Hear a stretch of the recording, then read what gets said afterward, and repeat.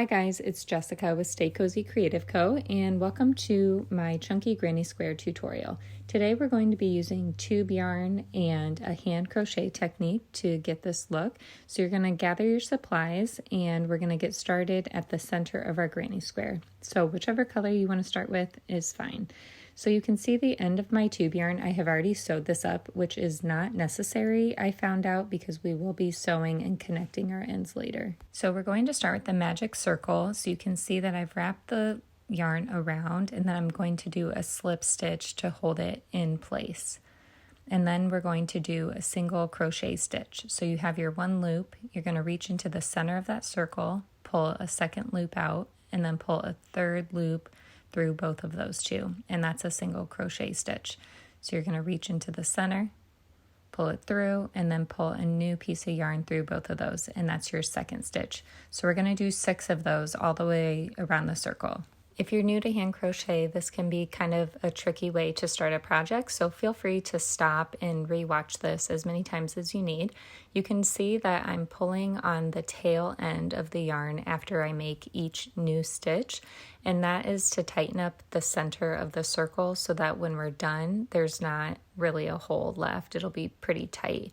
So you want to make sure you leave enough room so that you can get your stitches through the center, but just slowly tighten it as you work your way around.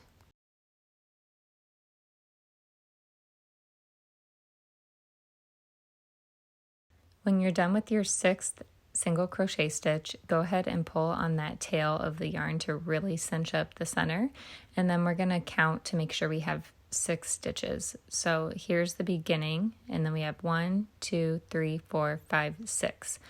And so as we move into our second round, we're going to go into that first stitch and we're going to do more single crochet stitches. So the same way we did it before, we pull a loop through and then pull a new loop through both of those, but this time we're increasing to 12 stitches. So we're going to do that second stitch into the same hole. So our third one goes into the next loop, and then our fourth one goes into that same loop again, so that we're doubling the amount of stitches as we work our way around. Here I'm just counting my stitches again to show you the first 6 and then the next 12 to make sure that we have the right amount. We're now done with the first color, so you can grab your scissors and cut the end of your yarn. About 6 to 8 inches should be fine, and pull the tail all the way through that last loop. And then I decided to tuck my yarn right behind that first stitch, kind of behind and below it. So it might look a little goofy now, but once we start our next row, it'll all blend together. Grab your second color, and we're going to get started on this next round. So find the end of your yarn, and we're going to go 2 stitches over from where we ended, and you're going to go underneath both of those loops of the stitch. So kind of tuck a loop underneath so that you still have a little tail of your yarn left, and make a slip stitch to hold it in place. Then chain 1. Next we're going to do a half double crochet underneath the same stitch that we just went under. So get some more yarn if you need to.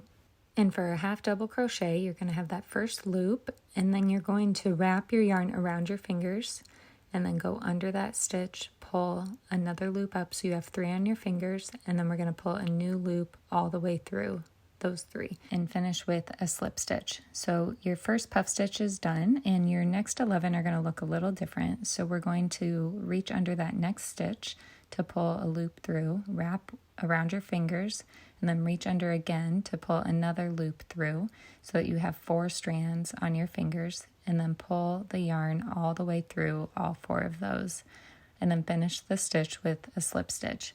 So that's your second puff stitch. And the remaining 10 are going to look just like that one. So I'm going to show you again. You're going to reach under that next stitch to pull yarn through, and then you're going to wrap the yarn around your fingers and then reach under that stitch again and pull more yarn through so that you have 4 strands. 1, 2, 3, 4. And then you're going to pull yarn through all 4 of those loops and finish it with a slip stitch. Continue in this way all the way around your circle until you have 12 puff stitches, and I'm going to show you here because it can look a little bit tricky where to go. So you can see this is where we ended our previous round, and it looks a little different than the other ones. Since this stitch was your transition stitch from your first round to the second round, it kind of gets tricky to find it. So I went through the top part of that stitch and also the one strand of yarn behind it to do my next puff stitch. So you can see I have the 2 strands on my fingers. I'm going to wrap it around so I have 3, and then reach under those 2 strands again to get my 4th strand. So it's kind of tight in there, but just do the best you can, and then pull your yarn through all 4 of those and finish with a slip stitch. So I have 11 puff stitches, and I'm going to make my 12th one by going under this last stitch here the same way I have on all the other ones.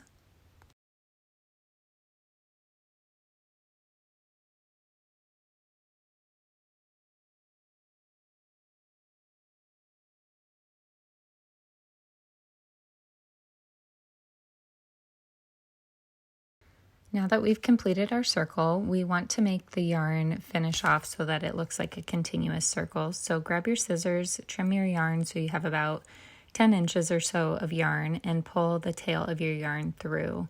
Then we're going to go under that first stitch that you had made, and then you're going to pull the yarn back around and go back through that last stitch. And that way it kind of looks like there's another stitch there, and it's very seamless. And now it's time for our 3rd yarn color. So we're going to unwrap our yarn a bit, and we're going to go in between the gaps of our previous puff stitches. So you can find those here, and you're going to pull a loop through the center, and then you're going to make a slip stitch to secure it, and then chain 2. Next, we're going to do a double crochet into that same gap.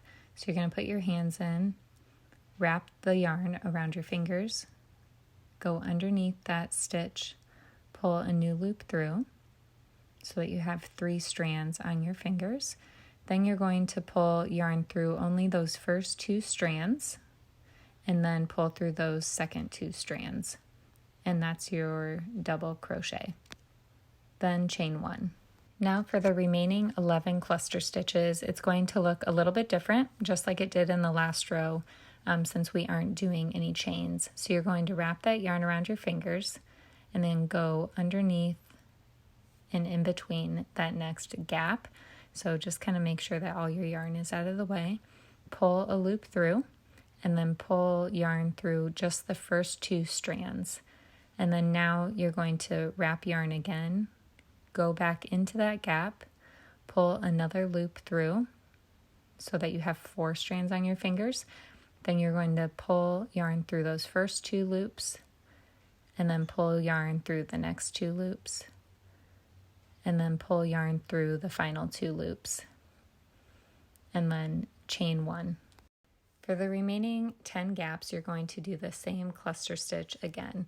So you're going to basically make sure you go through each gap underneath that stitch twice, or make the cluster stitch until you have 4 strands on your hand. Whichever way is easier for you to remember is fine, just as long as you're consistent with your stitches and make them the same size each time. And don't forget to chain 1 in between each of your cluster stitches. If you forget to do the chain, then you'll notice that your granny square just gets tighter and tighter, and it may be harder to work your way around.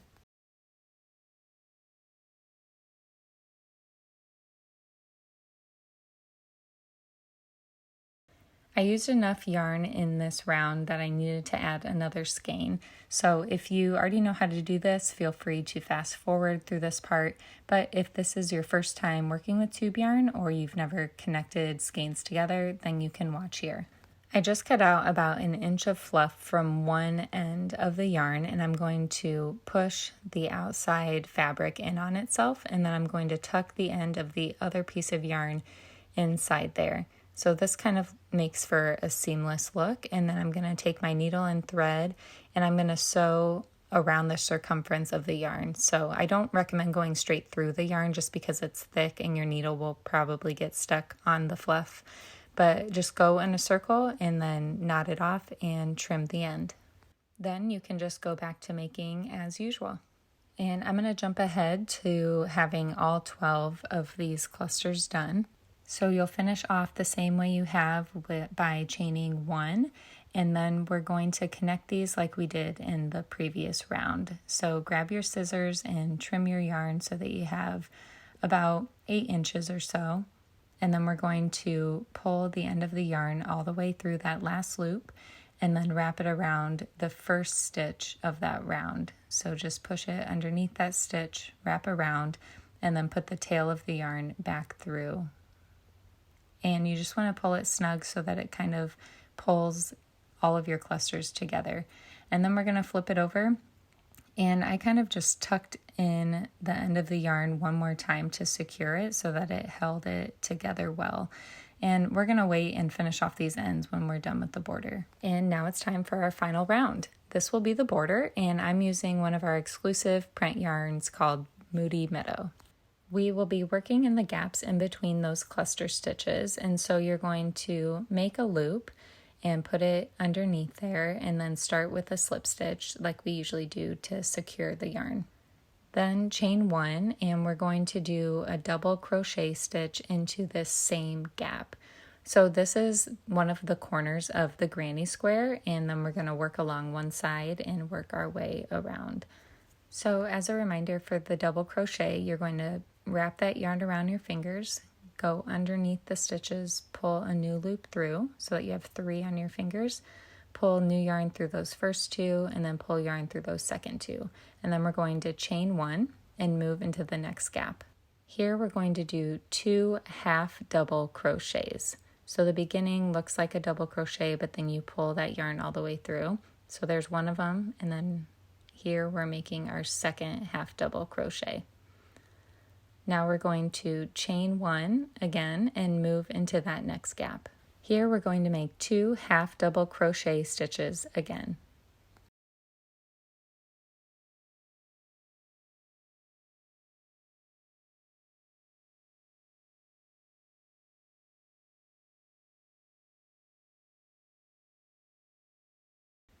Then chain 1, and we're going to do 2 double crochet stitches into the next gap.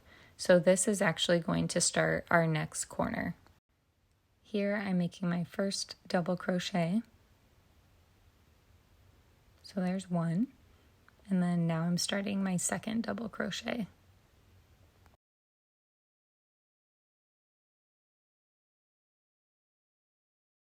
Next, we're going to chain 2 to kind of make a corner for that granny square, and then we're going to work into that same gap that we were in. So we're going to do 2 double crochet stitches again.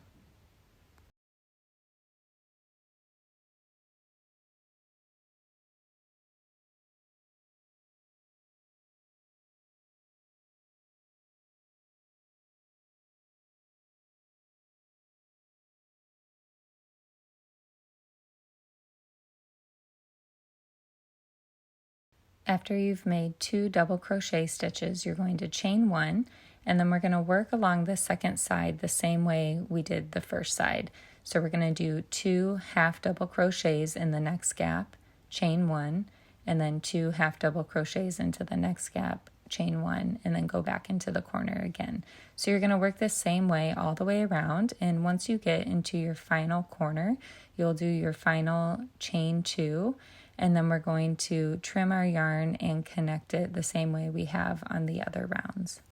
So as you can see in that final corner, we already had 2 of our stitches done, so you only are going to add those 2 more and then connect them with the chain in the center. So we're going to loop that yarn tail underneath. I know it's kind of hard to see with this pattern yarn, but you're going to do it the same way that we did in the other 2 rounds. And now you can see what the front of your granny square looks like. So we're so close to being done, and I hope that you are loving the look of your granny square. We're going to flip it over to the back so that we can secure all of these ends.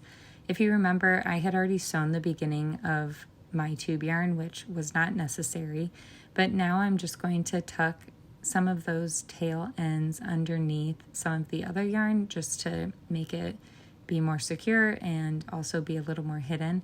So I'm going to trim my yarn down to just a couple inches. I'm actually going to trim off that end that I had already sewn, And then the same way that we connected 2 skeins of yarn is actually how I'm going to close up these ends. So I'm going to take about 1 inch to 2 inches out of this fluff from inside the tube yarn. I'm going to cut that off and then tuck the outside of the tube yarn in on itself, and then I'm going to put the other end of the yarn into that and then sew them together. So if you're able to connect 2 colors that are the same, I like to try and do that because it just makes for a more seamless look on the back side. If you can't, then it's totally fine to connect your yarn just to another piece that's the same color on the back. Really, the 2 main goals when securing your tube yarn is 1, to close up the end of your yarn so that you don't have any fluff sticking out or falling out, and 2, to connect those tails to the back of your project so that you don't have them just hanging out. 1, because it would look unfinished, and 2, you don't want to risk anything coming undone. Even though this project is crocheted pretty tightly, it's good to secure everything in place.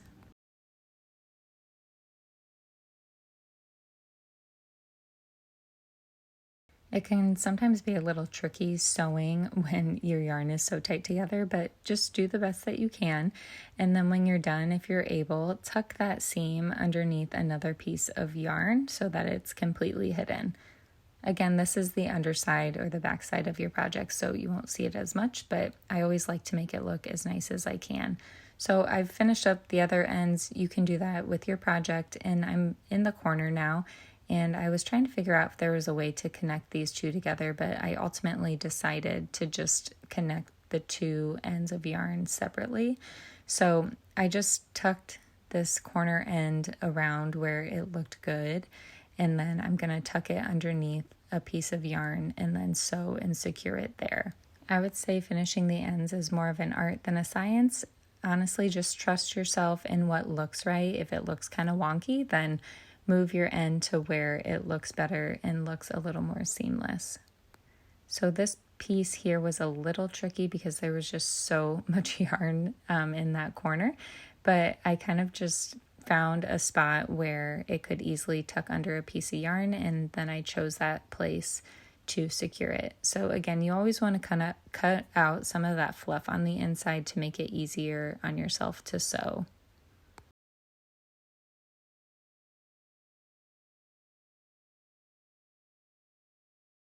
And we've done it. Congratulations, you have now made your very own chunky hand crocheted granny square with tube yarn. I'm so excited, and I hope that you love how it turned out. I'm going to flip this one over so we can see the front side of it. And it's just so pretty. I love the way that this looks and all the colors and how it came together. I would love to see how your granny square looks. If you want to tag me on your favorite social media platform at Stay Cozy Creative Co., or you can shoot me an email at jessica@staycozyco.com. I would love to see what you created. Thank you so much for watching, and I hope you continue to stay creative.